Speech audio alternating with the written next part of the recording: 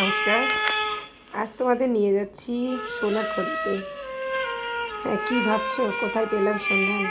হ্যাঁ, এই যে মাটির রাস্তা, কাদা, দেখতে ভালোই লাগছে না? এমন একটা জরাজীর্ণ পরিবেশ, অথচ আমি বলছি সোনারখড়ি। ঠিক বলেছি। এখানে আমার ছেলেবেলা, এখানে আমার বেড়ে ওঠা, জীবনের সোনালি সময়টাই বলতে পারো এখানে কাটিয়েছি। অনেকেই এই বাড়িটা দেখে হয়তো ভাবছো এটাতে আবার ভিডিও করার কি আছে, এটার কি আছে সৌন্দর্য, কিন্তু বিশ্বাস করো এর সৌন্দর্য শুধু আমিই উপভোগ করতে পারি। যাই হোক, বাবা লোক সামলাতে পারেনি, হাঁটতে হাঁটতে বাগানে গিয়েই দুটো পাকা, তোমরা হয়তো ভাবছো মিথ্যে বলছি, কিন্তু না, সত্যিই পাকা কাঁঠাল দুটো হাত দিয়ে ছিঁড়ে নিয়ে আসছে। আর আমি পরে বকা দিয়েছি যে তুমি ছিঁড়ে ফেলেছো, আমি একটু দেখতে পারলাম না। যাই হোক, এই দেখো আম ঝুলে আছে, কাঁঠাল ঝুলে আছে, মুরগিরা তাদের মতো করে বিচরণ করছে।